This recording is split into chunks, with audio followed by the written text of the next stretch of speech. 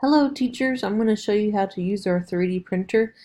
First of all, it's a Monoprice brand, so you're going to go to monoprice.com and we're going to search Voxel, V-O-X-E-L, and when we search that, our printer is going to pop up. It's this one right here.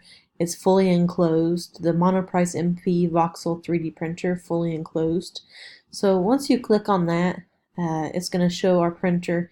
You're going to scroll down and we're going to download the software that we need to 3D print. So keep scrolling.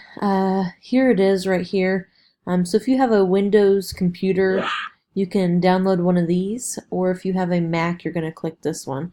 So what I do, I click on that and it's going to download it here on my Mac. Then I'm going to click to open it and it's going to ask me to install it. So I go through the steps and I install it, and then I can open it up and use it. So the symbol looks like 3 eyes and a P. It says FlashPrint MP.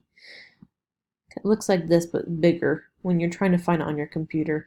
So once it's downloaded, you can open it up, find the little icon, and this is what the program looks like. To load something on it, you're going to click load.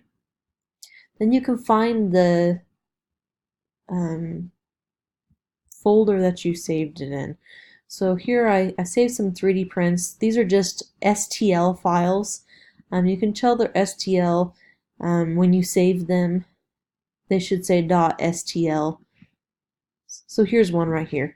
This is one print that I did. It was some chainmail.stl. So I downloaded an STL file and then I'm going to click open. And it's going to ask, it's off the platform. Do you want to put it on the platform? Yes, you do. From here, it's laying flat. You can move it, you can rotate it, you can scale it bigger or small. You kind of just have to play around with it. Then you can press print. From here, make sure that it says PLA. PLA is the type of filament that we use for our printer. And I'm going to click OK, and it's going to ask you to save it. The easiest way to save it is to save it on a jump drive. I've got 2 down there by the 3D printer that you guys can share. But find your jump drive and click it and save it. And then at that point, it's going to download it to the jump drive. And then all you have to do is plug it in and click the print button and print away. Let me know if you have any questions. Good luck and happy printing.